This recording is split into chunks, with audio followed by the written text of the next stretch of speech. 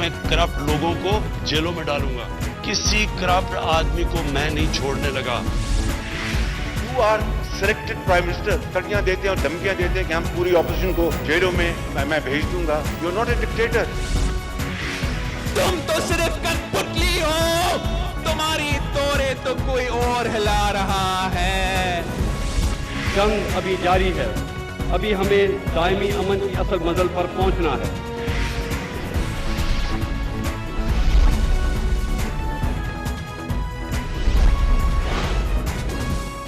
आप देख रहे हैं खबरों, तबसरों और तज्जियात पर मबनी पाकिस्तान का सबसे मोतबर न्यूज शो दुनिया, कामरान खान के साथ।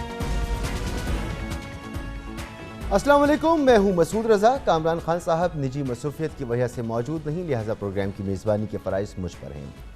कराची में शाहराह फैसल और शाहराह कायदीन के संगम पर वाक़े नस्ला टावर को बारूदी मवाद से गिराने के लिए अदालती हुक्म पर अमल दरामद शुरू हो गया है। कमिश्नर कराची ने मुताल्लिका इदारों को कंट्रोल डेमोलेशन, सेस्मिक सर्वे और टेक्निकल रिपोर्ट्स पर बज़रिया ख़त तजावीज़ मांग ली हैं, जबकि के इलेक्ट्रिक, सुई सदरन और कराची वाटर बोर्ड ने आज नस्ला टावर यूटिलिटी कनेक्शंस काट दिए हैं। कल चीफ जस्टिस गुलजार अहमद की सरबराही में 3 रुकनी बेंच ने हुक्म दिया था कि 1 हफ्ते में नस्ला टावर को कंट्रोल्ड एमुनेशन ब्लास्ट से गिरा दिया जाए और ब्लास्ट से करीब की इमारतों को कोई नुकसान नहीं होना चाहिए।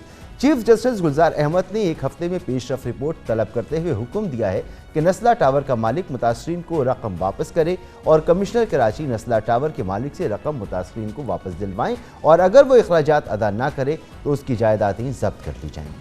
कमिश्नर कराची की जानिब से नस्ला टावर को कंट्रोल्ड डेमोलेशन के मामले पर मुताल्लिका इदारों के सरबराहों से मुशावरत के लिए आज एक इजलास हुआ, जिसमें FWO, NLC, engineering, 5 core, Karachi police chief, vice chancellor NED university, MD solid waste, municipal commissioner Karachi और मुताल्लिका ज़िला इंतज़ामिया को मदऊ किया गया था। आज एक प्रेस कॉन्फ्रेंस में एडमिनिस्ट्रेटर कराची मुर्तज़ा वहाब ने कहा कि सिंध हुकूमत नस्ला टावर को गिराने के हक़ में नहीं, लेकिन अदालती हुक्म पर अमल दरामद करना हुकूमत की मजबूरी है। उन्होंने कहा कि जब इस्लामाबाद में बड़े लोगों के खिलाफ बेज़ाब्ता तामीरात की इजाज़त मिल सकती है तो नस्ला टावर के मकीनों को भी रिलीफ दिया जा सकता है। नस्ला टावर गिराने का फैसला सिंध हुकूमत ने नहीं किया, फैसला अदालत ने किया। आइन के तहत अदालती अहकामात फॉलो करना हर हुकूमत की जिम्मेदारी है। जो अदालती फैसला होगा वो किसी भी सरकारी अफसर को फॉलो करना ज़रूरी है। हम उस फैसले से इत्तफाक नहीं करते और ये बार बार हमने कहा है। अगर पंजाब की सोसाइटीज़ रेगुलराइज हो सकती हैं, अगर इस्लामाबाद में बनी गाला रेगुलराइज हो सकता है, 1 कॉन्स्टिट्यूशन एवेन्यू रेगुलराइज हो सकता है, तो कराची के जो गरीब लोग हैं वो क्यों रेगुलराइज नहीं हो सकते? पाकिस्तान का जो सबसे ताकतवर आदमी है, पावरफुल आदमी है, उसके घर को आप अगर रेगुलराइज करते हैं तो जो आम आदमी है, गरीब आदमी है, उसको भी हम वही तहफ़्फ़ुज़ फराहम करें। बिकॉज मेरे नज़दीक मैं आर्टिकल 25 आइन का जो आर्टिकल 25 है उसको बड़ा मोहतरम समझता हूँ कि there shall be no discrimination. दिलचस्प बात है कि नस्ला टावर और इस जैसी हज़ारों तामीरात की मंजूरी देने वाले मंजूर कादिर काका और सिंध बिल्डिंग कंट्रोल अथॉरिटी को बज़ाहिर माफ़ी मिल गई है। ना किसी को जेल भेजा गया, ना किसी को बरतरफ किया गया, मगर फिल वक्त नस्ला टावर की किस्मत में मुनहदिम होना लिखा जा चुका है। नस्ला टावर में फ्लैट खरीदने वालों की नींदें हराम हो गई हैं। 26 साल मेहनत की, मेरे शौहर रिटायर हो गए, उसका पैसा फिर एक मलीर में छोटा सा मकान था वो बेच के हमने ये घर लिया। अब ये अगर डिमोलिश हो जाएगा तो क्या करेंगे? हम तो सड़कों पे आ जाएंगे। कैसे पैसे जोड़ जोड़ के हमारे माँ बाप ने हमारे लिए घर बनाया और आज कोई कह रहा है कि गिरा देंगे। हम यहाँ से नहीं निकलेंगे, भले बुलडोजर चले, भले हमारा कब्रिस्तान में जाए, हम बनने को तैयार हैं।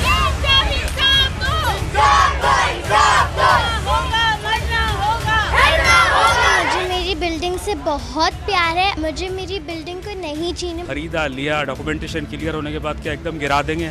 ये कहाँ का इंसाफ है? ये इतना बड़ा शाहराह फैसल प्रोटोकॉल रोड है, इस पे एक तिनका गिरता है तो हर किसी को पता चल जाता है। ये तो इतनी बड़ी इमारत है 15 मंजिला, तो 15 मंजिला बनते हुए किसी ने कुछ नहीं देखा। इस पर मज़ीद अपडेट्स हासिल करेंगे। हमारे साथ मौजूद हैं असलम खान साहब, ब्यूरो चीफ कराची दुनिया न्यूज़। बहुत बहुत शुक्रिया असलम साहब। असलम साहब, कमिश्नर कराची ने आज एक इजलास बुलाया था जिसमें तमाम मुताल्लिका इदारों के लोग मौजूद थे। اس اجلاس میں کیا نکل کر آیا, کیا طے ہوا اس اجلاس میں, اس کی میں کیا باتیں ہوئی اس میں؟ دیکھیں ابھی مسعود صاحب آپ نے بھی کہا کہ منہدم ہونا نسلا ٹاور کی قسمت میں لکھ دیا گیا ہے اور ایسا ہی نظر آتا ہے. اور آج جو اجلاس ہوا اس میں یہی فیصلہ کیا گیا ہے, جو کمشنر کراچی کو احکامات ملے ہیں سپریم کورٹ کی جانب سے کہ ایک ہفتے میں اس عمارت کو منہدم کر کے اس کی رپورٹ عدالت کو پیش کی جائے. تو اسی حوالے سے جو اجلاس ہوا اس میں فیصلہ یہ کیا گیا کہ ایک ہفتے کے اندر جو رپورٹ دینی ہے تو اخبارات میں اشتہارات دیے جائیں گے جس میں کہا جائے گا کہ جو اس ایک ہفتے کے اندر جو معاملات ہیں کمپنیوں سے ایک تجاویز مانگی جائیں گی. کراچی میں کسی بھی کمپنی کے پاس اس طرح کی جو ایکسپرٹیز ہیں وہ ایکسپرٹیز ان کے پاس نہیں ہے, اسی لیے لاہور کی کچھ کمپنیاں ان سے رابطہ کیا گیا کہ وہ اپنی ایکسپرٹیز دیں اس حوالے سے کہ جو کنٹرول بلاسٹنگ کی بات کی جا رہی ہے اس کو منہدم کیا جائے گا. ابھی تک جسے کسی کمپنی کی جانب سے تو نہیں کہا گیا, جو ڈائریکٹر اینٹی انکروچمنٹ ہیں انہوں نے میڈیا سے بات چیت میں یہ کہا کہ آج کے اجلاس میں یہ فیصلہ کیا گیا ہے کہ جو کیونکہ لاہور میں کچھ کمپنیاں ان کے پاس یہ تجربہ ہے کہ وہاں پر عمارتیں گرائی گئی ہیں, تو کراچی میں بھی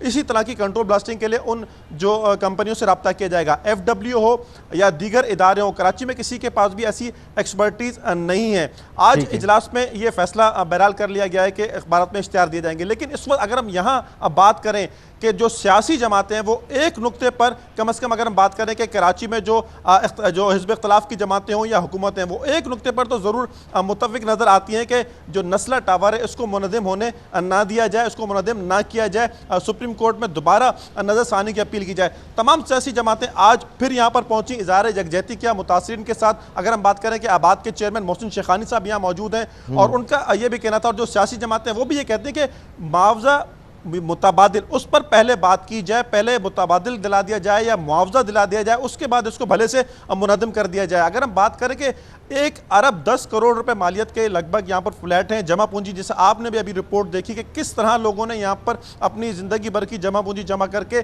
یہ مکان خریدے تھے. 2012 میں یہاں بکنگ کرائی, 2016 میں یہاں پر ان کو پوزیشن ملا, 5 سال سے وہ یہاں پر رہ رہے ہیں. اب ایک دم اگر یہ بے گھر ہوتے ہیں تو کتنی ایک خوفناک صورتحال ہوگی ان 44 خاندانوں کے لیے, اس کا اندازہ لگانا مشکل نہیں ہے. ایک انتہائی پریشان کن صورتحال ہے جس سے وہ دو چار ہیں. مگر اسلم خان صاحب جو آپ پروسیس بتا رہے ہیں, آج کمشنر کراچی نے جو میٹنگ کی اور جو فیصلہ سامنے آیا کہ اب اخبارات میں اشتہار دیا جائے گا, کوٹیشنز دی جائیں گی, ان کے کمپنیوں سے ان کی پروفائل پوچھے جائیں گی, ان کی ایکسپرٹیز پوچھی جائیں گی, اور پھر فیصلہ کیا جائے گا کہ کس کو یہ کام ذمہ داری یہ کس کو دینی ہے. تو اس میں تو بڑا وقت لگ جائے گا, یہ ایک ہفتے میں تو ہونے والا کام نہیں ہے.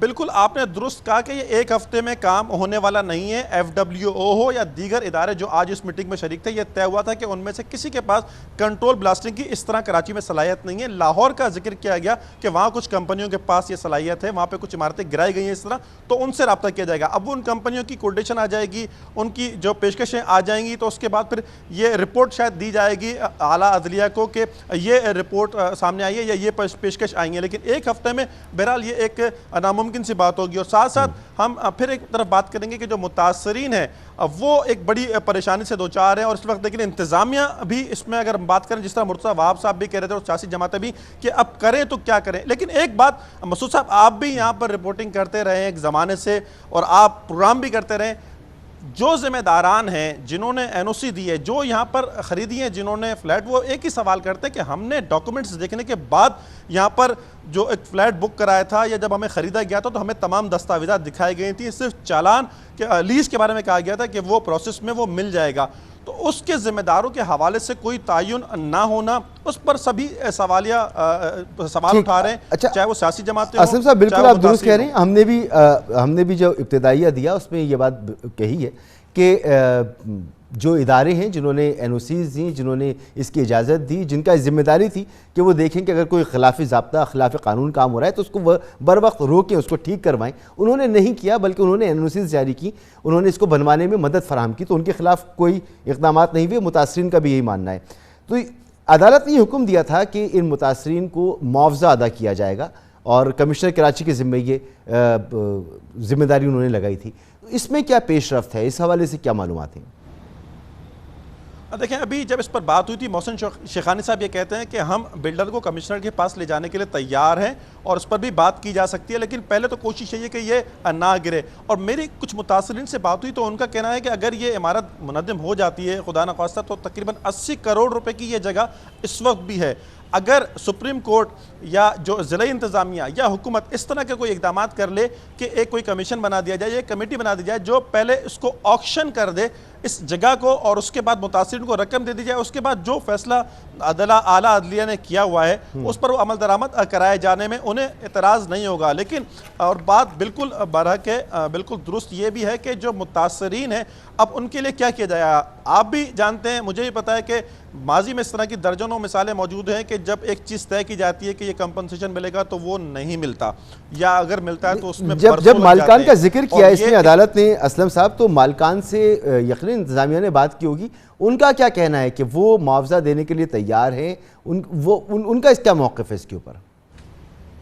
دیکھیں ابھی تک ان کی جانب سے اس طرح کا موقف سامنے نہیں آیا. محسن شیخانی صاحب بھی جو ایک بات کر رہے ہیں کہ ہم ابھی لے جانے کے لیے تیار ہیں، تو کوئی واضح جو موقف ہے وہ سامنے نہیں آ رہا. یہ ہماری کچھ متاثرین سے بات ہوئی، ان کا کہنا ہے کہ 780 گز کی یہ جو جگہ ہے اس کی اگر ہم اس وقت کی ویلیو نکالیں تو وہ تقریباً 80 کروڑ روپے بنتی ہے، اور جو متاثرین ہیں ان کی رقم تقریباً 1 ارب کے لگ بھگ بن جاتی ہے. تو پھر بھی شاید کسی کو کم ملے، لیکن کچھ اس وقت جتنے انہوں نے پیسے جمع کرائے اس حساب سے رقم مل جائے تو شاید ان کے جو ایک تکالیف کا مداوع کچھ تو ہو سکے گا. لیکن اگر یہ کمپنسیشن کا کوئی فارمولہ طے کیا جائے اور اس کے بعد یہ منہدم کیا جائے، اگر یہ منہدم ہو جاتی ہے یہ عمارت اور اس کے بعد اگر کمپنسیشن کی بات کی جائے تو متاثرین اس سے بہت زیادہ پریشانی کا شکار ہے کہ اب وہ ہوگا کیا. اور جس طرح ہم پہلے بھی یہ بات کر چکے ہیں کہ کمشنر کراچی ہو یا ضلعی انتظامیہ ہو یا حکومت ہو، اب جس طرح کے احکامات آ گئے ہیں تو اس پر کم از کم اجلاس شروع ہو گئے ہیں.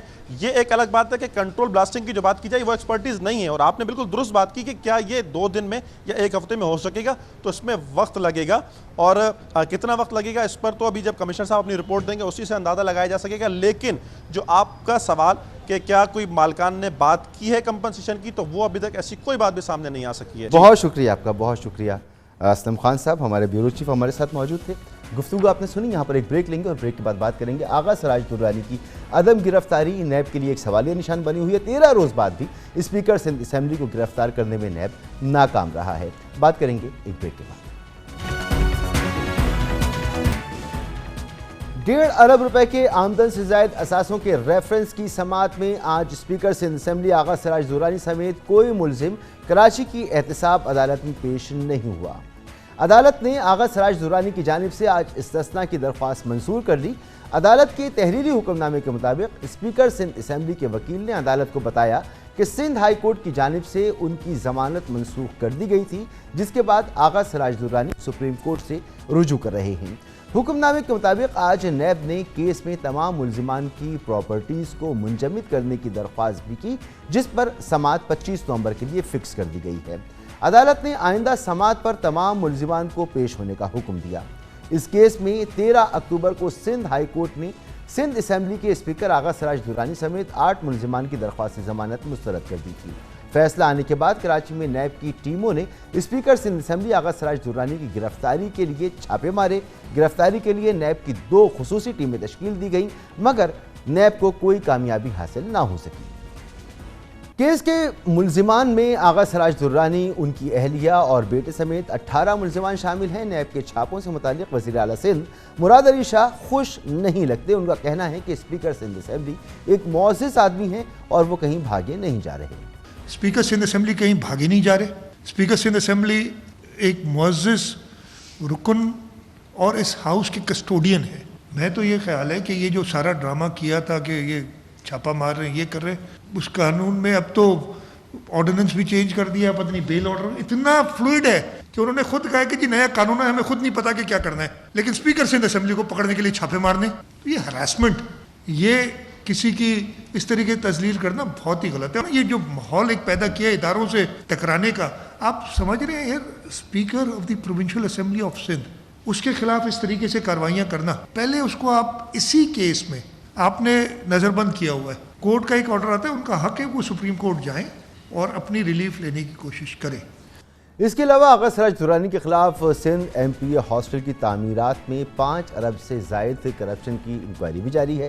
اس کیس میں 2 ہفتے قبل سندھ ہائی کورٹ نے ہی آغا سراج درانی کے وکیل کی جانب سے عبوری ضمانت کی درخواست واپس لینے پر ضمانت خارج کر دی تھی۔ اس پر مزید ہم بات کریں گے ہمارے نمائندہ خصوصی اختیار کھوکر سے۔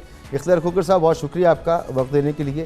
نیب نے آج عدالت میں آغا سراج درانی اور دیگر ملزمان کی املاک اور ان کے اثاثے فریز کرنے کی درخواست کی، اس کا کیا مطلب ہے؟ جی مسعود صاحب، یہ اصل میں نیب قانون میں ایک سیکشن 12 ہے، اس سیکشن 12 کے تحت یہ نیب کو اختیار ہے کہ وہ عدالت میں یہ درخواست دے سکتے ہیں کہ جو ملزمان ہیں کرپشن کیس میں ان کے اثاثے اور ایسیٹ جو ہیں وہ ان کو فریز کیا جائے۔ ان کا مقصد یہ ہوتا ہے کہ یہ جو املاک ہیں ان کا کوئی بعد میں مس یوز نہ ہو، یا ان کی کوئی ٹرانزیکشن فردر نہ ہو، یا جو املاک کوئی بیچ نہ سکے، اور اگر کیس کا فیصلہ ملزمان کے خلاف آتا ہے اور یہ اثاثے ناجائز قرار دیے جاتے ہیں تو وہ گورنمنٹ جو ہے نا ضبط کر سکے، عدالت ضبط کر سکے۔ اور ایسی صورت میں جب یہ اثاثے فریز ہو جاتے ہیں تو اس میں خاص طور پر جو اگر بینک اکاؤنٹس ہیں تو ان کی کوئی ٹرانزیکشن فردر نہیں ہوتی، اور اگر کوئی زرعی زمین ہے یا کوئی ایسی ملکیت ہے جس سے آمدنی ہوتی ہے، کوئی کرایہ آتا ہے، تو وہ جتنی بھی آمدنی ہے وہ جا کے عدالت میں جمع ہوتی ہے۔ اور اگر دوسرا گھر ہے، کار ہے، یا ایسی کوئی پراپرٹی ہے تو اس میں ملزمان کو استعمال کرنے کا حق تو ہوتا ہے، لیکن وہ منتقل نہیں کر سکتے کسی اور کو، اور وہ اس کی ٹرانزیکشن نہیں کر سکتے۔ تو یہ بنیادی مقصد ہے نیب کا، جس کی انہوں نے یہ درخواست دی ہے سیکشن 12 کے تحت۔ ٹھیک ہے، پچھلے دنوں نیب نے آغا سراج درانی کی گرفتاری کے لیے چھاپے مارے، انہیں اس میں کامیابی نہیں ہوئی، پھر آج عدالت میں بھی آغا صاحب پیش نہیں ہوئے، تو اس وقت ان کی پوزیشن کیا ہے؟ اس وقت ان کی پوزیشن بڑی عجیب ہے مسعود صاحب، کہ آغا صاحب سندھ اسمبلی کے اسپیکر ہیں، ایک سندھ کے سب سے بڑے قانون ساز ادارے کے کسٹوڈین ہیں، جس طرح وزیر اعلیٰ صاحب نے بھی کہا، اور وہ ایک معزز شخصیت ہیں، اور ان کا خاندان جس سے بھی تعلق ہے وہ بھی ایک معزز خاندان ہے، تو وہ اس وقت منظر سے غائب ہے، وہ مطلب ان کا کچھ اتا پتہ نہیں ہے۔ تو یہ ایک عجیب بات ہے کہ ایک قانون ساز ادارے کے جو سربراہ ہیں، جس کو اگر قانون کے تحت ان کے خلاف کوئی کارروائی ہو رہی ہے تو اس کو فیس کرنے کے بجائے وہ منظر سے ہی غائب ہیں، تو اس وقت آغا صاحب کی پوزیشن تو فی الحال یہی ہے۔ ٹھیک ہے، تو یہ پہلی مرتبہ ایسا ہے کہ ایسی صورتحال پیدا ہوئی ہے کہ سندھ اسمبلی کے کسٹوڈین یعنی اس کے اسپیکر منظر سے غائب ہیں، تو اس صورتحال میں اسمبلی اور اسمبلی سیکریٹریٹ کے جو کام ہیں، جو اس کا کاروبار ہے، وہ کیسے چل رہا ہے؟ یقیناً وہ متاثر ہوا ہے اور متاثر ہونا ہے۔ اب دیکھیں، آغا سراج صاحب جو ہے پچھلے 2 ہفتے سے منظر سے غائب ہیں، تو وہ اسمبلی سے جو سیکریٹریٹ ہے اس کے سربراہ ہیں، اور اسمبلی کے جتنے بھی اہم انتظامی معاملات ہیں، خاص طور پہ گریڈ 17 اور اوپر کے جو افسران ہیں ان کے سروسز کے معاملات ہیں، اس کے علاوہ ان کی جو ہے نا ممبران کی جو سوالات ہوتے ہیں ان کے معاملات ہیں، اور ریزولیوشن آتے ہیں۔ اگر اجلاس ریکویزٹ ہوتا ہے اور ممبران کو اجلاس بلانے کی درخواست دیتے ہیں، وہ اجلاس طلب کرنا، اس کے علاوہ فارن کے جو ڈیلیگیٹس آتے ہیں، سفارتکار وغیرہ آتے ہیں، ان سے ملاقاتیں کرنا، ان کو بریف کرنا، یہ ساری سرگرمی ہے۔ اگر اسپیکر نہیں ہے تو یقیناً یہ ساری سرگرمی متاثر ہوئی ہے سندھ اسمبلی کی۔ اور جب میں نے رابطہ کیا، آج میں گیا تھا اسمبلی سیکریٹریٹ میں، تو اسمبلی سیکریٹریٹ کی جو انتظامیہ ہے ان سے جب رابطہ کیا تو انہوں نے یہ بتایا کہ پچھلے 2 ہفتے سے آغا صاحب کا کوئی رابطہ نہیں ہے اسمبلی سیکریٹریٹ کے افسران سے۔ ڈاک جو روٹین کی ڈاک ہے وہ اسمبلی سیکریٹریٹ سے ان کے دفتر میں جاتی ہے، لیکن وہاں سے واپس نہیں آتی۔ تو پچھلے 2 ہفتے سے یہ صورتحال ہے کہ عملی طور پر اسپیکر کے آفس کا جو کام ہے وہ ٹھپ ہے پچھلے 2 ہفتے سے۔ ٹھیک ہے، تو کیا کہنا ہے اب کراچی نیب انتظامیہ کا، اور خود آغا صاحب کے قریبی حلقے کیا کہتے ہیں کہ کب تک وہ منظر پر آ جائیں گے؟ دیکھیں، نیب انتظامیہ والوں کا تو یہ کہنا ہے کہ وہ انہوں نے پچھلے 2 ہفتے پہلے ان کے گھر پر چھاپا مارا تھا، اور 15 گھنٹے تک وہ انتظار کرتے رہے، لیکن آغا صاحب کے لیے اندر گھر میں داخل نہیں ہو سکے، نہ ہی آغا صاحب گرفتار ہوئے۔ تو ان کا یہ کہنا ہے کہ جی ان کو اطلاع مل گئی تھی کہ آغا صاحب چونکہ اندر گھر میں موجود نہیں ہے، تو اس لیے انہوں نے اس معاملے کو مزید بگاڑنے کے بجائے وہ واپس آ گئے۔ تو اب ان کا یہ کہنا ہے کہ وہ ان کی نگرانی کر رہے ہیں اور جہاں جہاں پر ان کی سرگرمی ہو سکتی ہے، آمد ہو سکتی ہے، ان کے گاؤں میں، ان کے یہاں کراچی میں جو گھر ہیں، رہائشیں، ان کے دوست احباب، ایون ایئرپورٹس وغیرہ، وہاں پر ان کا یہ کہنا ہے کہ جی ان کی نگرانی ہے اور جیسے ہی اگر ان کو کوئی اطلاع ملتی ہے تو وہ آغا صاحب کو گرفتار کر لیں گے۔ اور تو مزید جب ان سے پوچھا کہ مزید کیا کارروائی ہو سکتی ہے اگر آغا صاحب گرفتاری پیش نہیں کرتے، تو پھر انہوں نے کہا کہ یہ تو پھر عدالت پر ہے، عدالت عام طور پہ ایسے کیسز میں سمن جاری کرتی ہے، پھر وہ بیلبل نان بیلبل وارنٹس ہوتے ہیں، اور اگر اس کے باوجود بھی نہ ہو تو پھر ان کے جو اثاثے ہیں اور ان کی جو املاک ہیں وہ ضبط ہو جاتی ہے، اگر اس کے باوجود بھی نہ ہو تو پھر پروکلیم آف ایڈر کرا دیے جاتے ہیں۔ لیکن یہ شاید صورتحال نہ آئے پیش، کیونکہ ان کے جو قریبی حلقے ہیں ان سے بھی میں نے بات کی، اور ان کے جو وکیل ہیں نور محمد شاہ صاحب، ان سے میری بات ہوئی، ان کا یہ کہنا ہے کہ آغا صاحب کی کوشش ہے کہ وہ سپریم کورٹ آف پاکستان سے بیل لے لیں، کیونکہ ان کا یہ کہنا ہے کہ جی خورشید احمد شاہ صاحب اور اس سے پہلے اعجاز حقرانی صاحب، ان کی بھی ہائی کورٹ سے بیل ریجیکٹ ہوئی، پھر سپریم کورٹ سے ان کی منظور ہوئی، اور انہوں نے یہ بھی بتایا کہ مختوم علی خان صاحب جو ہیں ان کو وکیل طور پہ آغا صاحب نے ہائر کر لیا ہے، خورشید صاحب کے کیس میں بھی وہی پیش ہوئے تھے، تو وہ کافی پرامید ہے کہ جی آغا صاحب کے جو ہے نا سپریم کورٹ سے ان کو ریلیف مل جائے گا۔ جی بہت بہت شکریہ آپ کا اختیار کھوکر صاحب، گفتگو آپ نے سنی۔ یہاں پر لیں گے ایک نیوز بریک جس کے دوران آپ ہیڈ لائنز دیکھ سکیں گے اور پھر پروگرام کا سلسلہ جاری رہے گا۔ آپ دیکھ رہے ہیں خبروں، تبصروں اور تجزیات پر مبنی پاکستان کا سب سے معتبر نیوز شو دنیا، کامران خان کے ساتھ۔ وزیر اعظم عمران خان نے لیفٹیننٹ جنرل ندیم احمد انجم کو ڈی جی آئی ایس آئی تعینات کر دیا ہے۔ وزیر اعظم ہاؤس سے آج کی تاریخ میں جاری نوٹیفیکیشن کے مطابق موجودہ D G I S I lieutenant general Faiz Hamid 19 نومبر تک اپنے فرائض انجام دیں گے اور نئی تعیناتی کا اطلاق 20 نومبر 2021 سے ہوگا۔ وزیر اعظم کے سیکرٹری اعظم خان کے دستخط سے جاری نوٹیفیکیشن میں کہا گیا ہے کہ اسمبلی کے 6 پیراگراف میں دیے گئے افسران کے پینل کو وزیر اعظم نے دیکھا اور لیفٹیننٹ جنرل ندیم انجم کی تعیناتی کی منظوری دی۔ خیال رہے کہ ڈی جی آئی ایس آئی کی تعیناتی کا notification I S P R کے اعلان کے 20 روز کے بعد جاری کیا گیا۔ 6 اکتوبر کو آئی ایس پی آر کے اعلامیے میں کہا گیا تھا کہ director general inter services intelligence lieutenant general Faiz Hamid کو corps commander Peshawar, lieutenant general Nadeem Anjum کو ڈی جی آئی ایس آئی تعینات کر دیا گیا ہے۔ 2 ہفتے قبل وفاقی وزیر اطلاعات فواد چودھری نے باقاعدہ پریس کانفرنس میں بتایا تھا کہ نئے ڈی جی آئی ایس آئی کی تقرری وزیر اعظم عمران خان کا اختیار ہے۔ ان کا یہ کہنا تھا کہ نئی تقرری قانون کے طریقہ کار پر وسیع البنیاد مشاورت اور سول ملٹری اتفاقی رائے سے ہوگی۔ ڈی جی آئی ایس آئی کے حوالے سے وزیر اعظم نے کابینہ کو اعتماد میں لیا۔ کبھی بھی پرائم منسٹر آفس کچھ ایسا ہرگز قدم نہیں اٹھائے گا جس سے پاکستان کی فوج یا پاکستان کے جو سپہ سالار ہیں ان کی عزت میں کمی ہو۔ اور میں یہاں یہ بھی بتا دوں کہ پاکستان کی فوج اور پاکستان کے سپہ سالار کوئی ایسا قدم نہیں اٹھائیں گے جس سے پاکستان کے وزیر اعظم یا پاکستان کے سول سیٹ اپ کی عزت میں کمی ہو۔ نئے ڈی جی آئی ایس آئی کی تقرری کے لیے جو قانونی طریقہ ہے وہ اختیار کیا جائے گا، اس کے اوپر بھی دونوں کا اتفاق رائے ہے۔ اس میں جو اتھارٹی ہے وہ وزیر اعظم کی ہے، اور اس کا جو تقرر ہے وہ ہمیشہ ہمارے درمیان جو بھی اپوائنٹمنٹس ہوئی ہیں ان کا ایک بہت سمجھیے کہ وسیع البنیاد مشاورت کے اوپر مبنی ہوتے ہیں، اور ایک تمام قانونی طور کے اوپر جو اس کی ریکوائرمنٹس ہیں ان کو مکمل کر کے نئے ڈی جی آئی کی تقرری جو ہے وہ اس کے مطابق ہوگی۔ آج اس پیش رفت سے قبل وزیر اعظم عمران خان سے army chief general Qamar Javed Bajwa نے ملاقات کی۔ وزیر اعظم ہاؤس کے آفیشیل ٹویٹر اکاؤنٹ سے یہ پتہ چلا کہ ملاقات انٹر سروسز انٹیلیجنس کمان کی تبدیلی کے وقت سے متعلق مشاورتی عمل کا حصہ تھی۔ ترجمان نے بتایا کہ مشاورتی عمل میں وزارت دفاع سے افسران کی فہرست موصول ہوئی اور وزیر اعظم نے تمام نامزد افسران کے انٹرویو کیے۔ وزیر اعظم اور آرمی چیف کے درمیان مشاورت کا فائنل راؤنڈ ہوا اور تفصیلی مشاورت کے بعد لیفٹیننٹ جنرل ندیم احمد انجم کی بطور ڈی جی آئی ایس آئی تقرری کی منظوری دے دی گئی۔ یہ آج کی سب سے اہم خبر تھی جس کا ہم نے آپ کو احوال سنایا، اور اس حوالے سے काफ़ी दिन से इंतज़ार था कि ये मामला किस तरीके से अपने अंजाम को पहुँचता है, तो अल्हम्दुलिल्लाह ऐसा तरीके से ये तकर्रुरी हो चुकी है।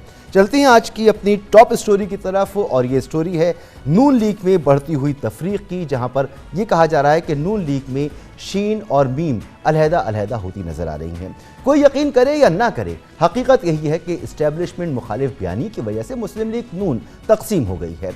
नून लीग बज़ाहिर मुत्तहिद है, मगर अंदरूनी तौर पर पार्टी के कायद नवाज शरीफ और सदर शहबाज शरीफ के बयानिए में सियासी खलीज बढ़ती चली जा रही है। नून लीग दो मुखालिफ समतों में गामजन है। मरियम नवाज अपने वालिद के शिद्दत पसंद बयानिए का प्रचार कर रही हैं, जबकि हमजा शहबाज अपने वालिद के मुफाहिमाना इस्तदलाल को फ़रोग़ दे रहे हैं, जबकि नून लीगी रहनुमा दोनों पॉलिसियों के मखमसे में घूमगू कैफियत का शिकार मालूम होते हैं।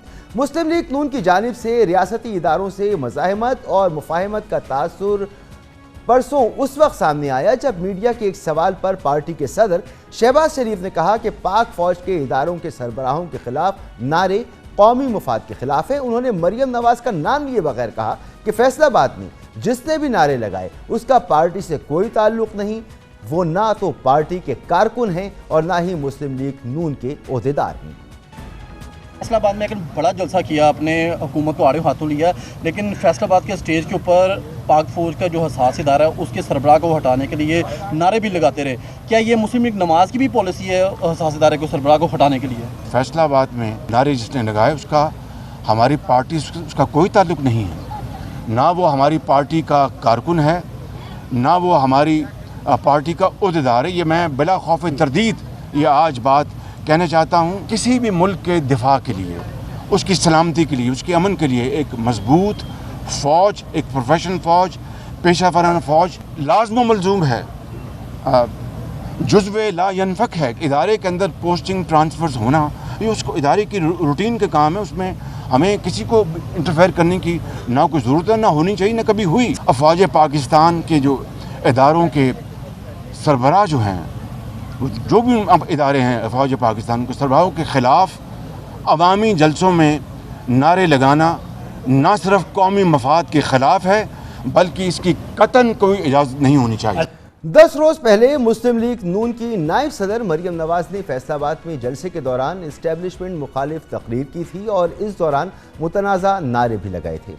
इससे पहले भी मरियम नवाज न सिर्फ रियासती इदारों के खिलाफ अपने वालिद के शिद्दत पसंद मौक़िफ़ की तर्जुमानी करती रही हैं, बल्कि उनका दावा रहा है कि नवाज शरीफ के बयानिए की ताकत से मुस्लिम लीग नून के अंदर मौजूद लोग भी डर रहे हैं। नवाज शरीफ की मुस्लिम लीग नून की जो ताकत है, अल्लाह ताला के फजल से जो आज भी वोट की भी ताकत है, बयानिए की ताकत है, खिदमत की ताकत है, हर चीज की जो ताकत है उसका आपके मुस्लिम लीग नून के मुखालिफों को इदराक है। अगर नहीं इदराक तो मुस्लिम लीग नून को इदराक है, क्योंकि मुस्लिम लीग नून में आज भी हम में से कुछ लोग ऐसे हैं कि जो हमसे डर रहे हैं, हम उनसे डर रहे हैं।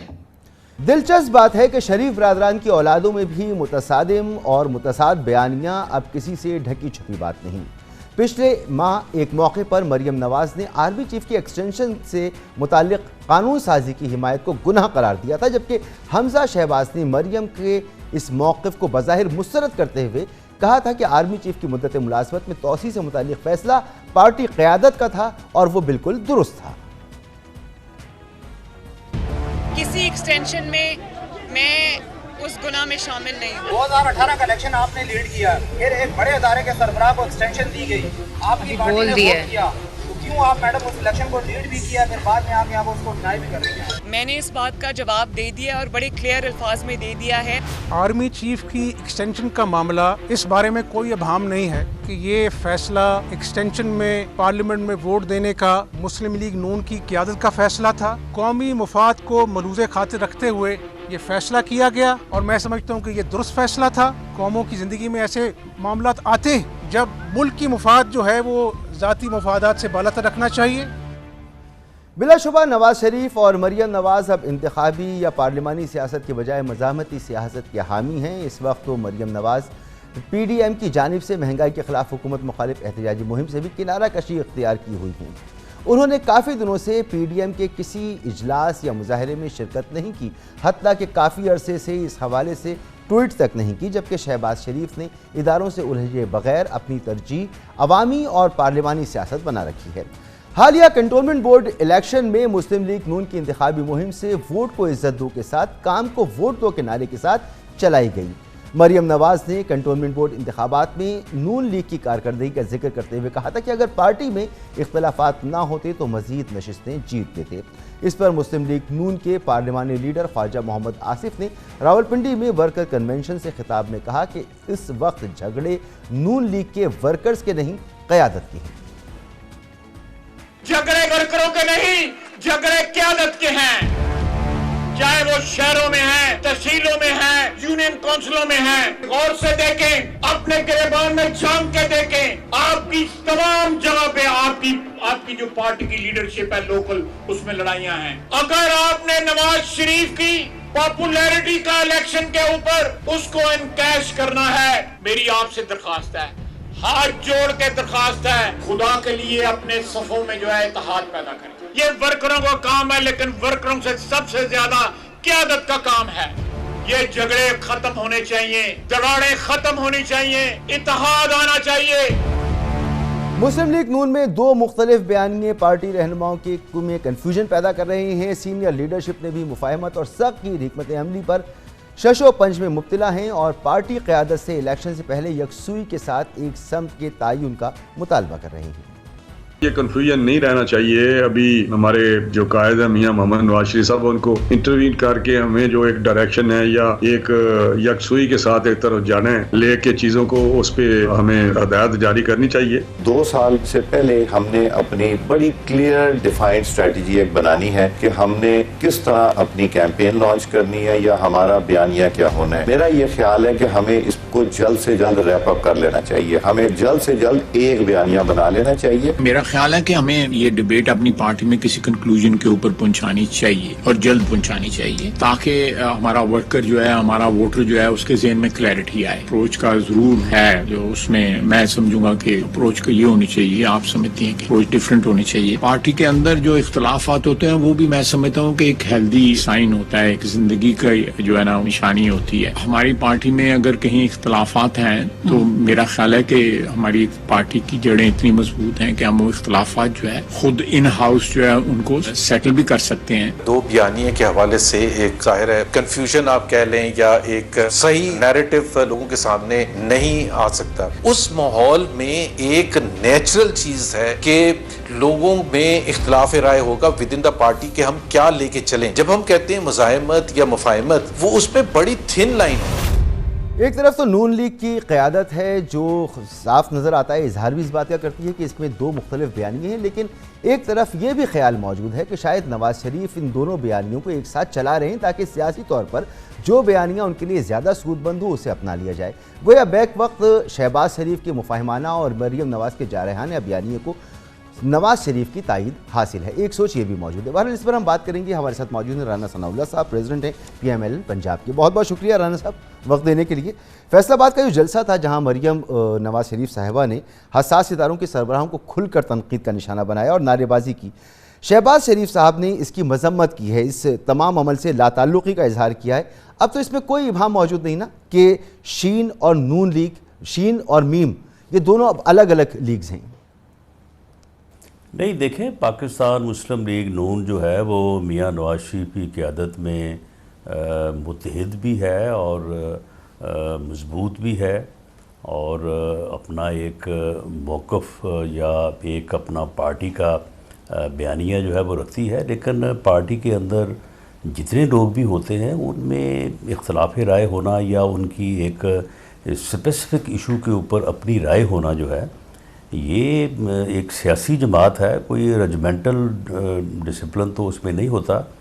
ہر رکن جو ہے وہ اپنی رائے کا اظہار کر سکتا ہے، اور جہاں تک آپ نے فیصل آباد کے جلسے کی بات کی ہے تو اس میں اگر آپ مریم نواز شریف کی سپیچ کو غور سے سنیں تو انہوں نے قطعاً کسی ادارے کے سربراہ پہ بات نہیں کی، بلکہ اس ادارے کے اندر پوسٹنگ ٹرانسفر میں جس قسم کی مداخلت ہو رہی ہے اور ایک مخصوص نقطہ نظر کے تحت کسی کو جو ہے وہ ریٹین کرنے اور کسی کو ٹرانسفر کرنے یا نہ کرنے کے متعلق جو حکومتی رویہ ہے جو کہ وزیر اعظم جو ہے وہ اس میں پوری طرح سے جو ہے وہ انوالو ہیں، اور وزراء نے جو باتیں کی ہیں کہ جی ہم فلاں آدمی کو چاہتے ہیں کہ وہ یہیں پہ رہے اور فلاں کو چاہتے ہیں کہ وہ ابھی نہ جائے، تو اس کے اوپر انہوں نے جو ہے وہ ایک سیاسی انداز سے بات کی ہے. تو حکومت کے اوپر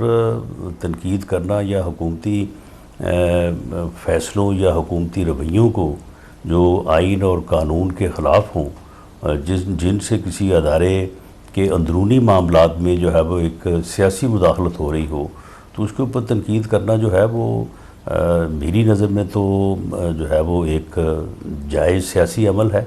اور جہاں تک میاں شہباز شریف صاحب کا معاملہ ہے تو انہوں نے جلسوں میں کسی ادارے کے سربراہ کے خلاف نعرے لگانے کی جو بات کی ہے، یا جو انہوں نے کہا ہے کہ جن صاحب نے نعرہ لگایا وہ ان کا تعلق نون سے نہیں ہے، تو یہ ایک حقیقت ہے.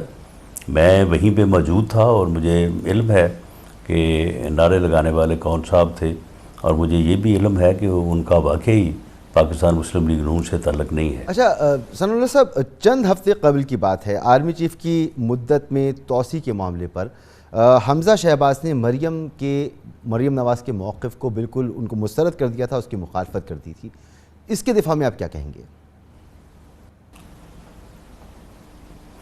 نہیں دیکھیں، اگر پاکستان مسلم لیگ نون نے ایز جماعت یہ فیصلہ کیا ہے کہ انہوں نے جو لیجسلیشن ہے آرمی ایکٹ کی اس کو ووٹ کرنا ہے، تو سب نے ووٹ کیا.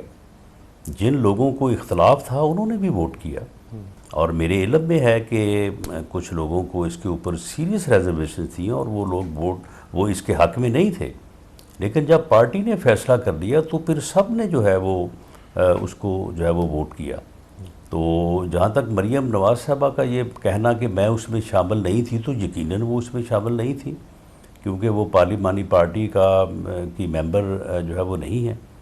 تو اس لیے کسی بھی ایک اسپیسیفک ایشو کے اوپر ایک سیاسی کارکن کے یا ایک سیاسی رہنما کے نقطہ نظر کا ہونا، اس میں ایک اپنی اسپیسیفک رائے ہونا، یہ تو جرم نہیں ہوتا، نہ اسے جرم کہنا چاہیے، نہ یہ غلط ہوتا ہے. اپنی رائے کا اظہار جو ہے وہ ہر کسی کو کرنا ہوتا ہے. لیکن جب پارٹی نے فیصلہ کر لیا تو اس فیصلے سے تو کسی نے ناراض نہیں کیا، اور اس میں سب نے جو ہے وہ ووٹ دیا. میں خود اس جو ہے وہ پہلے جو وہ یعنی میٹنگز وغیرہ ہوئی اس میں تو میں شامل نہیں تھا، میں جیل میں تھا. لیکن جس دن ووٹ ہوا اس دن میں کیونکہ باہر تھا تو میں نے خود ووٹ کیا. لیکن حال ہی میں مریم نواز نے حمزہ شہباز کی موجودگی میں اعتراف کیا کہ پارٹی کے اندر مریم بی بی کی اور حمزہ شہباز ان دونوں کی سوچ میں بڑا اختلاف ہے، مختلف ہے ان کی سوچیں. نہیں دیکھیں ہر انسان جو ہے وہ اپنے اندر ایک مکمل انسان ہوتا ہے. بعض معاملات کے اوپر کسی دوسرے سے جو ہے وہ اختلاف ہو سکتا ہے. کسی بات کے اوپر میں متفق ہو سکتا ہوں اور کسی کے اوپر میری رائے جو ہے وہ مختلف ہو سکتی ہے، اور وہ رائے مختلف جو ہے وہ کسی بھی دوسرے رہنما کے ساتھ ہو سکتی ہے. میں نے میاں شہباز شریف صاحب سے 10 سال جو ہے وہ ان کے کیبنٹ ممبر کے طور پہ جو ہے وہ ان کے ساتھ کام کیا ہے، اور بیسیوں ایسے معاملات ہوئے ہیں جس کے اوپر میرا اختلاف تھا، اور ہم اختلاف رائے کا جو ہے وہ بڑا کھل کے اظہار کرتے تھے. لیکن بعد میں جب فیصلہ ہو جاتا تو اس فیصلے کے اوپر عمل درآمد کرتے تھے. اب بھی پاکستان مسلم لیگ نون ایک بڑی جماعت ہے، اور اس میں جو ہے وہ میں سمجھتا ہوں کہ یعنی ایک اے لیول کے یا پہلے درجے کے جو ہے وہ بیسیوں رہنما ہیں، اور انہوں نے سرو کیا ہے گورنمنٹ سائڈ کے اوپر بھی، اپوزیشن میں بھی، اور معاملات کے اوپر ان کی اپنی رائے ہوتی ہے. لیکن مجھے یہ بتائیں کہ کوئی فیصلہ جو ہے وہ پارٹی نے کیا ہو تو اس سے کسی نے اختلاف کیا ہو، اس سے کوئی یہ کہے کہ جی میں اپنی لیڈرشپ کے اس فیصلے کو جو ہے وہ تسلیم نہیں کرتا یا میں اس سے بغاوت کرتا ہوں، ایسا کبھی نہیں ہوا اور ایسا ہوگا بھی نہیں. مگر رانا صاحب، نون لیگ کی سینئر قیادت بشمول خواجہ آصف، ایاز صادق، محمد زبیر، رانا تنویر سب یہ اعتراف کر چکے ہیں کہ پارٹی کی سینئر لیڈرشپ کے درمیان جو ہے وہ قیادت میں اختلافات موجود ہیں، اور یہ دراڑیں اگر ختم نہ کی گئیں تو اس سے پارٹی کو نقصان ہوگا؟ دیکھیں، اگر تو سینئر قیادت میں پارٹی کی لیڈرشپ کے اوپر کوئی اختلاف ہے تو بالکل میں یہ تسلیم کرنے کو تیار ہوں کہ اس کا جو ہے وہ نقصان ہو سکتا ہے۔ اگر یہ اختلاف ہے کہ میاں شہباز شریف صاحب صدر کیوں ہیں، نقصان ہو سکتا ہے۔ اگر یہ اختلاف ہے کہ میاں نواز شریف قائد یا پارٹی لیڈر نہیں ہونے چاہیے تو اس کا نقصان ہو سکتا ہے۔ لیکن مجھے مریم نواز سمیت یا حمزہ شہباز سمیت کوئی بندہ ایسا، وہ خواجہ آصف صاحب ہوں، خواجہ سعد رفیق ہوں، وہ رانا تنویر صاحب ہوں، شاد خاقان عباسی ہوں، میرے سامنے تو آج تک کبھی کسی نے نہ تو میاں شہباز شریف صاحب کی صدارت پہ اعتراض کیا ہے اور نہ ہی میاں نواز شریف صاحب کے لیڈر ہونے پہ، پارٹی لیڈر ہونے پہ اعتراض کیا ہے۔ تو باقی جہاں تک سوچ کا تعلق ہے تو دیکھیں، سوچ جو ہے وہ ڈیفرنٹ ہو سکتی ہے۔ میرا بھی کسی بات کے اوپر ان کے ساتھ اتفاق اور کسی کے اوپر اختلاف ہو سکتا ہے۔ ایون جب پارٹی میں میٹنگ ہوتی ہے تو بعض ایسی رائے جو پارٹی پریزیڈنٹ یا پارٹی لیڈر کی ہوتی ہے اس سے بھی لوگ اختلاف کرتے ہیں، لیکن وہ اختلاف کا ایک طریقہ ہوتا ہے اور اس اختلاف کو پارٹی میٹنگ تک محدود رہنا چاہیے۔ اس کا میڈیا میں آنا جو ہے وہ ہمیشہ جو ہے وہ نامناسب ہوتا ہے، لیکن اختلاف تو ہوتا ہے اور اس اختلاف کو آپ اختلاف رائے اگر سمجھے تو میں سمجھتا ہوں کہ وہ زیادہ مناسب بات ہے۔ تو آپ یہ سمجھتے ہیں کہ پارٹی کی چوٹی کے قائدین اگر کھل کر ایک دوسرے کے بیانیے کے خلاف بات کریں تو پارٹی کو اس کا نقصان کے سوا کچھ حاصل نہیں ہوگا، ایسے نقصان نہیں ہونا ہے پارٹی کو، جبکہ الیکشن بھی قریب ہے؟ تو کیا نون لیگ کو اپنی پالیسی پر نظر ثانی کرنی چاہیے؟ نہیں، دیکھیں، اس پہ جو ایک بنیادی چیز ہے وہ یہ ہے کہ کچھ لوگوں کی یہ رائے ہے کہ انہیں جو ہے وہ ایک فری فیئر الیکشن حاصل کرنے کے لیے جو ہے وہ گفت و شنید کا راستہ بھی اختیار کرنا چاہیے، اور کچھ لوگوں کا یہ ہے کہ اپنے موقف کے اوپر ہمیں بڑی سختی سے اور بڑی جو ہے وہ مضبوطی سے جو ہے وہ قائم رہنا چاہیے۔ لیکن اس بات کے اوپر کسی کا کوئی اختلاف نہیں ہے کہ اس ملک میں فری اینڈ فیئر الیکشن نہیں ہونے چاہیے۔ اس پہ کوئی اختلاف نہیں ہے کہ اس ملک میں جو ہے وہ غیر سیاسی مداخلت جو ہے وہ نہیں ہونی چاہیے۔ اس کے اوپر کوئی اختلاف نہیں ہے کہ جمہوری اداروں کو اور دوسرے اداروں کو بھی جو ہے وہ اپنی آئینی لمٹس کے اندر رہ کے جو ہے وہ کام کرنا چاہیے۔ اس کے اوپر کسی کو اختلاف نہیں ہے کہ جب آئین کو آبزرو نہیں کیا جاتا، رول آف کانسٹیٹیوشن اور رول آف لا کو نہیں آبزرو کیا جاتا تو اس سے مسائل پیدا ہوتے ہیں۔ باقی جہاں تک اس بات کا تعلق ہے کہ جی راستہ گفت و شنید سے نکلتا ہے یا راستہ اپنے موقف پہ جو ہے وہ مضبوطی سے کھڑے رہنے سے نکلتا ہے، تو میں سمجھتا ہوں کہ یہ دونوں جو ہے وہ راستے درست راستے ہیں۔ اپنے موقع پہ بھی ہمیں بڑی مضبوطی کے ساتھ ڈٹے رہنا چاہیے، اور اگر کوئی گفت و شنید کا موقع ملے تو بات کرنی چاہیے۔ سارے لوگ آخر اس ملک کے لوگ ہیں، کوئی باہر سے تو آیا نہیں ہے، اور سب کو اس ملک کی بقا جو ہے سب کے لیے جو ہے وہ عزیز بھی ہے، ضروری بھی ہے۔ تو اس لیے میں تو سمجھتا ہوں کہ یہ اختلاف نہیں ہے، دونوں راستے جو ہیں وہ اپنے وقت کے تعین کے حساب سے جو ہے اگر ان کو اختیار کیا جائے تو کامیابی سے آگے بڑھا جا سکتا ہے۔ رانا ثناء اللہ صاحب، چند دن قبل مریم نواز شریف صاحبہ نے ایک پارٹی میٹنگ میں یہ کہا تھا کہ پارٹی میں ایسے لوگ موجود ہیں جن سے ہم ڈرتے ہیں اور وہ ہم سے ڈرتے ہیں، تو کیا ان کا اشارہ مفاہمتی اور مخالفت میں جو یا مزاحمتی بیانیاں رکھنے والے جو لوگ گروپس ہیں ان کی طرف تھا؟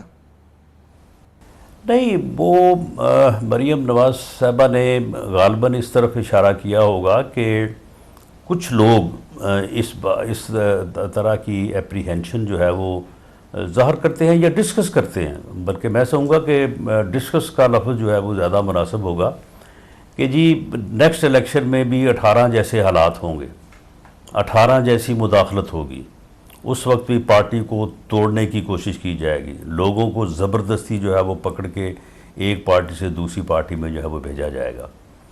تو کچھ لوگ اس قسم کی اپریہنشن ظاہر کرتے ہیں کیونکہ ہم نے 18 میں یہ بھگتا ہے سارا، اور 17-18 میں ہم اس انتہائی افسوسناک اور جو ہے یہ ایک غیر سیاسی عمل سے جو ہے وہ ہماری پارٹی گزری ہے، تو کچھ لوگ ابھی بھی جو ہے وہ اس اپریہینشن کا اظہار کرتے ہیں، اور یہ ایک قدرتی بات ہے کہ اگر آپ ایک دفعہ کسی جو ہے وہ مشکل سے گزرے ہوں تو اس کی اپریہینشن آپ کو ہوتی ہے.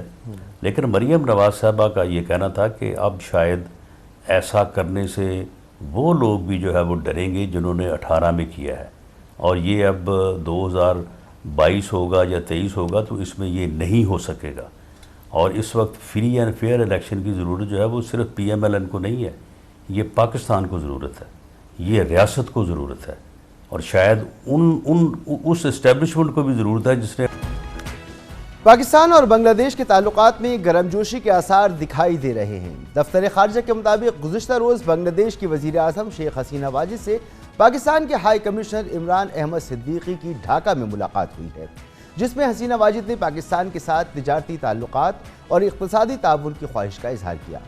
اسی کے ساتھ بنگلہ دیش کی جانب سے سیکرٹری خارجہ سطح کے مذاکرات کی بحالی کی خواہش کا اظہار کیا گیا ہے، جو تقریباً 13 سالوں سے تعطل کا شکار ہے.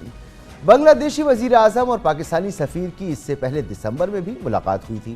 دونوں ممالک کے درمیان ایک دہائی پر محیط سرد مہری میں پچھلے سال اس وقت کمی کے آثار سامنے آئے تھے جب جولائی میں وزیر اعظم پاکستان عمران خان نے وزیر اعظم حسینہ واجد سے ٹیلی فون پر گفتگو کی تھی، اور پھر اس سال مارچ میں بنگلہ دیش کے 50ویں یوم آزادی پر عمران خان نے حسینہ واجد کو مبارکباد کے پیغام کے ساتھ دورہ پاکستان کی دعوت دی تھی، اور دونوں ممالک کے درمیان باقاعدہ دو طرفہ رابطوں اور پیپل ٹو پیپل روابط کی اہمیت پر زور دیا تھا.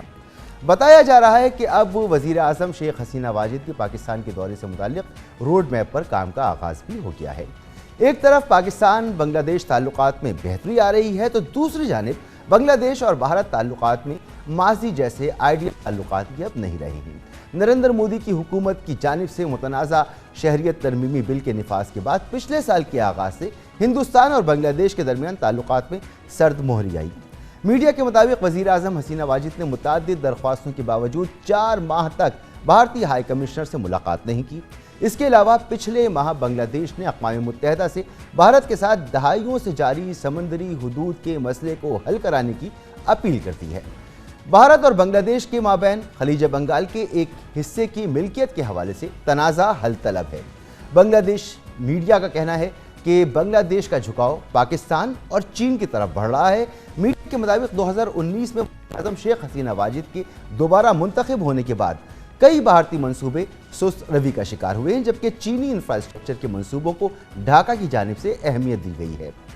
بھارت کی تشویش کے باوجود بنگلہ دیش نے سلہٹ میں ایئرپورٹ ٹرمینل کا ٹھیکہ ایک چینی کمپنی کو دیا.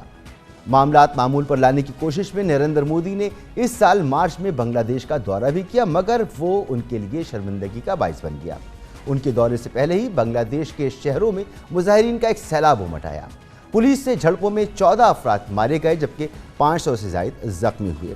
اچھی خبریں ہیں کہ پاکستان اور بنگلہ دیش کے درمیان تعلقات معمول پر آ سکتے ہیں. اس حوالے سے ہم بات کریں گے. شمشاد احمد خان صاحب سابق سیکرٹری خارجہ ہمارے ساتھ موجود ہیں. بہت بہت شکریہ سر وقت دینے کے لیے. سب سے پہلے تو آپ سے جاننا چاہوں گا کہ اچھی خبریں ہیں. اس سے پہلے 2 مرتبہ وزیر اعظم عمران خان صاحب کی بنگلہ دیش کی وزیر اعظم سے بات چیت ہوئی، پھر 2 ملاقاتیں ہمارے سفیر کی ان سے ہوئی ہیں، اور اب یہ خبریں ہیں کہ بنگلہ دیشی وزیر اعظم کا دورہ بھی متوقع ہے پاکستان کا، اس کے روڈ میپ پر کام شروع ہو چکا ہے. کس طرح سے ان ڈیولپمنٹس کو آپ دیکھ رہے ہیں؟ دیکھیے مسعود رضا، دیر آیت درست آیت. پاکستان اور بنگلہ دیش کے تعلقات میں سردمہری کافی سالوں سے چلی آ رہی تھی، اور ہماری طرف سے متواتر کوششیں بھی کی جاتی رہی ہیں، لیکن بنگلہ دیش کی جانب سے کوئی جواب نہیں مثبت آتا تھا، بلکہ کسی حد تک بہت بعض اوقات کافی ہاسٹیلٹی بھی دکھائی دیتی تھی، اور اس کی وجہ بنیادی طور پر ہندوستان کا جو اثر نفوذ تھا وہاں پر وہ تھا. لیکن یہ ہے کہ گزشتہ 2-3 سالوں میں اب یہ ضرور کہنا چاہوں گا آپ کے ناظرین کے لیے کہ جو تبدیلی اس وقت نظر آ رہی ہے، ایک تو خیر علاقائی طور پر اور عالمی سطح پر تبدیلی کا ایک پروسیس ویسے بھی چل رہا ہے، لیکن اس کے ساتھ ساتھ جو ہمارے ہاں بھی جو قیادت کی تبدیلی ہے، لیڈرشپ کی تبدیلی ہے، یہ اس کا بھی کسی حد تک اس میں رول ہے، کیونکہ عمران خان نے اقتدار میں آنے کے بعد خطے میں جس قسم کے تعلقات اپنے रवाबत मजबूत किए हैं तमाम हमसाया ममालिक के साथ समेत बांग्लादेश के, तो ये नतीजा यकीनन बड़ा खुशाइंद है, हौसला अफजा है। और इसके साथ साथ उम्मीद है कि हम न सिर्फ तजारत में तरक्की चाहेंगे बल्कि हमारे हर सतह पर जो बांग्लादेश के साथ ताल्लुकात हैं उनको नई जहत देने की ज़रूरत होगी। और मेरे ख्याल में हमारी तरफ से इस बारे में मुकम्मल तैयारी की जा चुकी होगी। लेकिन साथ साथ हमें ये भी देखना होगा कि जो कुछ भी माजी की बातें हैं उन पर ऑब्वियसली इमरान खान ने जो पैगामात दिए होंगे उसकी वजह से कुछ अच्छा तासर पैदा हो चुका है, तो हमें उन पर भी एक हकीकत पसंदाना तरीके से अपना रवैया ठीक रखना होगा। और पहले से खैर ये भुट्टो के ज़माने से हमने तो अपना रवैया ठीक रखा था, लेकिन उधर इंडिया का जो असर रसूख था उसकी वजह से ठीक तरीके से हमारे ताल्लुकात नहीं जा सके। तो अब इंशाअल्लाह हम बेहतरी की जानिब बढ़ रहे हैं और हमें उम्मीद रखनी चाहिए अच्छी डेवलपमेंट की। तो आप कब तक तवक्को रख रहे हैं कि अब ज़ाहिर सी बात है, साफ नज़र आ रहा है कि भारत का जो इन्फ्लुएंस था उसमें भी वहाँ पर कमी वाक़ई हुई है और पाकिस्तान और चीन की तरफ बांग्लादेश का जो झुकाव है वो भी नज़र आ रहा है। तो ये जो अब ताल्लुकात पैदा होना शुरू हुए हैं, अभी गुफ्तगू हो रही है, अब मुलाकातें होंगी, कब तक आप देख रहे हैं कि ठोस अंदाज में ये ताल्लुकात जो हैं वो वक़्फ़ पज़ीर होंगे? देखिए, ये डिपेंड करेगा, ये इलाकाई सूरत हाल है उस पर। हमारे चैलेंजेस बहुत हैं हर तरफ से और हमारी हुकूमत मतवातर उन चैलेंजेस से निपटने की कोशिश कर रही है। और ख़ास तौर पर चाइना के हवाले से, चूँकि पाकिस्तान के और चाइना के जो मफादात हैं वो चाइना के साथ हवाले से जो हालिया सालों में डेवलपमेंट हुई है उनमें काफ़ी कॉम्प्लीमेंटैरिटी होगी। तो अब हमारा चैलेंज यही होगा कि हम बांग्लादेश के साथ मिलकर अपने रवाबत को और मजबूत करें तिजारत के हवाले से और जॉइंट वेंचर प्रोजेक्ट्स के हवाले से। लेकिन एक और चीज़ जो आपको जहन में रखने की ज़रूरत है कि अवामी सतह पर भी हमें ताल्लुकात को फ़रोग़ देना होगा और उसके लिए पीपल टू पीपल कॉन्टेक्स्ट में वीज़ा की सहूलत आसान बनानी होगी। और ये दोनों जानिब से मेरे ख्याल में आहिस्ता आहिस्ता इस तरफ कदम उठाए जाएंगे और इंशाअल्लाह बेहतरी की उम्मीद रखनी चाहिए। क्या बांग्लादेश और पाकिस्तान अगर एक दूसरे के करीब आते हैं तो इसमें माशी हवालों से, कनेक्टिविटी के हवाले से चाइना का भी कोई किरदार है?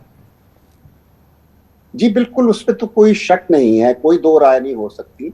और उस तरफ श्रीलंका, बांग्लादेश और म्यांमार की तरफ चाइना ऑलरेडी उनका एक तरह से जो वन बेल्ट वन रोड वाला कॉन्सेप्ट है वो जारी है। और यकीनन सीपेक जो हमारी अपनी चाइना के साथ जो पार्टनरशिप है उसकी भी कोई डायमेंशंस बंद नहीं है, उसकी सबके लिए वो खुला है। बल्कि हमने तो यहाँ तक कह दिया हुआ है, चीन ने भी, कि अगर हिंदुस्तान भी ज्वाइन करना चाहता है सीपेक को तो पार्टनर बन सकता है, लेकिन उसके लिए जाहिर है कि एक एनवायरनमेंट का होना ज़रूरी है। और वो एनवायरनमेंट यही है कि म्यूचुअल ट्रस्ट होना चाहिए, कॉन्फिडेंस होना चाहिए, खित्ते में अमन होना चाहिए। और हिंदुस्तान वो अभी उस जहनियत नहीं दिखा सका, उस किस्म की जहनियत जिसमें कि खित्ते में अमन पैदा किया जा सके, बल्कि उल्टा एक बेलिजरेंस का उसने माहौल पैदा किया हुआ है, जिसकी वजह से उस तरफ अभी नहीं सोचा जा सकता। अलबत्ता बांग्लादेश, ईरान और खित्ते के दूसरे ममालिक सबके लिए जो ये चाइना की पार्टनरशिप है ये खुली है। और देखा जाए तो पूरे दुनिया में जो इस सारा वन बेल्ट वन रोड का जो असर है वो अफ्रीका तक बढ़ जाएगा अगर ये सारा पूरा खित्ता, और हम एक ब्रिज का रोल अदा कर रहे हैं। तो इंशाल्लाह ये बांग्लादेश के साथ भी मिलकर, ईरान के साथ मिलकर और सेंट्रल एशिया के अफगानिस्तान के साथ मिलकर ये सारा जो प्रोसेस है इसको आगे लेकर कोशिश की जाएगी। और इस सिलसिले में हमारी हुकूमत बड़े पुरजोर तरीके से इस मकसद की तरफ बढ़ रही है। बहुत शुक्रिया आपका शमशाद अहमद खान साहब, साबिक सेक्रेटरी खारजा। गुफ्तगू आपने सुनी। यहाँ पर एक ब्रेक लेंगे और ब्रेक के बाद बात करेंगे बलूचिस्तान के दूसरे बड़े शहर तुर्बत की, जहाँ पर तरक्की का सफ़र शुरू हो चुका है और तुर्बत बलूचिस्तान के लिए एक तालीमी इनकलाब का पेश खैमा साबित हो रहा है। बात करेंगे एक ब्रेक के बाद। बलूचिस्तान का शहर तुर्बत चंद साल पहले तक सूबे में दहशतगर्दी से सबसे ज़्यादा मुतासरा इलाका था। कोई रोज़ ऐसा नहीं था जब यहाँ दहशत गर्दी की कार्रवाई ना होती हो।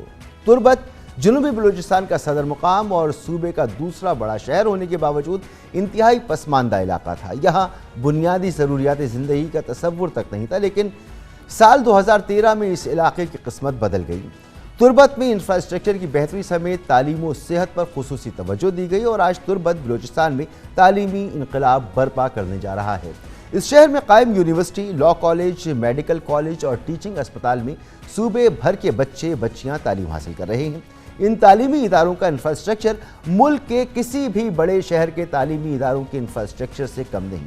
इस वक्त आपको तुर्बत पर दिखाते हैं अपने नुमाइंदा खुसूसी मोहम्मद शहरियार जंजुआ की ये रिपोर्ट। एक दिहाई कबल तक बलूचिस्तान का पसमानदा और शोरिश ज़दा इलाका तुर्बत आज पूरे खित्ते के लिए मिसाल बनकर उभर रहा है। तुर्बत शहर की ये साफ सुथरी कुशादा सड़कें, फुटपाथ और चौराहे बलूचिस्तान की तहसीब व सकाफत की अक्कासी करते मुख्तलिफ मुजस्मे और मॉडल्स, लाइब्रेरी, कल्चरल कॉम्प्लेक्स, नए तामीर करदा बाजार और फैमिली पार्क्स और शहर से दूर कायम बस टर्मिनल किसी बड़े शहर का तासुर दे रहे हैं। ये सब काम तुर्बत शहर में साल 2013 से 2015 के दरमियान सिर्फ 1 अरब 60 करोड़ रुपए की लागत से हुए। इसी दौर में मकरान डिवीजन में तालीमी इनकलाब लाने के लिए तुर्बत को चुना गया और यहाँ एजुकेशनल इनक्लेव बनाने का फैसला हुआ। यहाँ के लॉ कॉलेज में सैकड़ों तलबा और तालिबात तालीम हासिल करते नजर आ रहे हैं। इस लॉ कॉलेज की तौसी का काम अभी भी जारी है। बलूच पॉजिटिव हैं, बलूच का माहौल जो पॉजिटिव हैं वो फीमेल को अलाउ भी करते हैं, बाहर भी अलाउ करते हैं। तुर्बत में उसी तरह ही पॉजिटिव एनवायरनमेंट, उसी तरह उसको पढ़ाया भी जाता है। लेकिन जहाँ तक कि अपॉर्चुनिटीज़ की बात करें, फैमिलीज़ में सिर्फ एक शख्स होता है, वो कमाता है, तो वो कितने बच्चों को अपने पढ़ा सकता है। M8 हाईवे पर कायम ये अजीम आलीशान इमारत तुर्बत यूनिवर्सिटी की है, जो मकरान डिवीजन में तालीमी इनकलाब के लिए बनाई गई। आज ये यूनिवर्सिटी अपने म्यार के बायस पंजगूर, गवादर और अवारान के अलावा सूबे भर के तलबा की इल्मी प्यास बुझा रही है। तुर्बत यूनिवर्सिटी के 13 डिपार्टमेंट्स में 27 प्रोग्राम्स ऑफर किए जा रहे हैं। यहाँ तलबा की तादाद 3000 तक पहुँच गई है।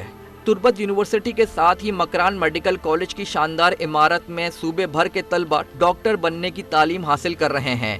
तुर्बत से 10 घंटों की मुसाफत पर मस्तूंग ज़िले से आने वाली फरीहा फैज़ यहाँ से डॉक्टर बनने का अज़म रखती हैं। पहले मैं सोच रही थी कि तुर्बत बहुत दूर है, वहाँ से यहाँ तक आने में मैंने रास्ता देखा कि रास्ता भी मतलब काफ़ी वीरान था। मैं बहुत डर रही थी। यहाँ पे जैसे ही आ गई, मैंने कॉलेज का माहौल देखा, प्रिंसिपल साहब से मिली, वाइस प्रिंसिपल साहब से मिली और यहाँ का स्टाफ मैंने देखा काफ़ी सपोर्टिव था। तो हॉस्टल में भी हमें सारी फैसिलिटीज़ प्रोवाइड की गई है। इवन हमारे एक फ़ोन कॉल पे किसी की तबीयत ख़राब हो या कुछ भी हो जाए, हमारा फैकल्टी हमारे साथ होता है। बलूचिस्तान में तो वैसे ही हर जगह तालीम की बड़ी किल्लत है, लेकिन बलूचिस्तान के दूसरे इलाकों के बनस्बत यहाँ पे तालीमी ज़ौक़ भी ज़्यादा है और इंस्टीट्यूशंस भी अच्छे हैं और तालीम यहाँ पे तालीमी रेशोज़ दोनों दूसरों इलाकों के बनस्बत ज़्यादा है। तुर्बत से गुजरती M8 मोटरवे सीपैक का सबसे अहम रूट है। ये सड़क गवादर से तुर्बत और फिर खुसदार से रत्तो डेरो जा रही है। यही वजह है कि तुर्बत की अहमियत अमन व अमान और तालीम के फ़रोग के लिए बहुत ज़्यादा है। इसकी वजह देखो, एक तो हमारी जो सीपेक की जो प्रोजेक्ट हैं यहीं जो आने वाले हैं, आने वालों के दिनों के लिए आप समझे कि एक किस्म का एक प्रिपरेशन है हमारे, क्योंकि आगे जाकर हमारे लोगों ने ही संभालना है चीज़ों को। तो ज़ाहिर है हमारी विज़न यही है कि हमारे लोग पढ़ें, हमारे लोग भी आकर इस रीजन से जो चेंजेस आएंगी उनसे जो है ना वो भी फ़ायदा उठाएं। तुर्बत आला मेयार की खजूर की पैदावार के लिए भी मशहूर है, लेकिन ज़्यादातर खजूरें मार्केटिंग और पैकेजिंग की सहूलियात ना होने के बाइस ज़ाया हो जाती हैं। इसलिए तुर्बत और पंजगूर में डेट प्रोसेसिंग यूनिट खोले गए, ताहम यहाँ खजूरों की प्रोसेसिंग करने की गुंजाइश पैदावार से बहुत कम है। पार्टी का बेस भी यही है, लेकिन जो कि मैं पार्टी का तुर्बत शहर में आने वाली इस तब्दीली का सहरा बिलाशुबा साबिक वजीर आला बलूचिस्तान अब्दुल मालिक बलोच को जाता है, जिन्होंने सिर्फ 2.5 साल के अरसे में न सिर्फ इस खित्ते का नक्शा बदला बल्कि पूरे सूबे के लिए एक मिसाल भी कायम की। जब नीयतें ठीक हों, जब हार्ड वर्क हो, इंसान खुद ईमानदार हो, तो वो बहुत कुछ कर सकता है। तो मैंने कोशिश की कि जब हम आए थे तो हमारे सामने एक ऑलरेडी एक प्लान था, गो के तमाम बलूचिस्तान के लिए था हमारे लिए, लेकिन कुछ जगहों पे हम नहीं कर सकते थे। यहाँ थोड़ा सा मेरे हाथ खुले थे باقی میرا تو یہ تھا کہ تمام بلوچستان کے ڈسٹرکوں کو میں اس طرح ڈیولپ کر لوں، لیکن کیونکہ ایک کولیشن گورنمنٹ تھی اور اس کولیشن گورنمنٹ کو چلانا اور پھر بلوچستان کی کولیشن کو چلانا تو بہت بڑا مشکل کام تھا۔ موجودہ وفاقی حکومت نے بلوچستان کے 9 پسماندہ ترین جنوبی اضلاع کے لیے 600 ارب روپے کے بڑے ترقیاتی پیکج کا اعلان چند ماہ پہلے کیا، جس کے تحت زراعت، ڈیمز، بجلی اور گیس کی ترسیل، سڑکوں کی تعمیر، تعلیم و صحت اور مجموعی طور پر بلوچستان کے باسیوں کی زندگیوں کو بہتر کرنے کے لیے منصوبے شروع کیے جائیں گے۔ 600 ارب روپے کے یہ فنڈز 3 سال میں خرچ کیے جانے ہیں۔ وفاقی حکومت اگر 600 ارب روپے کی آدھی رقم بھی ان اضلاع کی تعمیر و ترقی پر خرچ کرنے میں کامیاب ہو جائے تو ان علاقوں کی قسمت ہی بدل جائے گی۔ رپورٹ آپ نے دیکھی، پروگرام کا وقت ختم ہوتا ہے، اجازت دیجیے، اللہ حافظ۔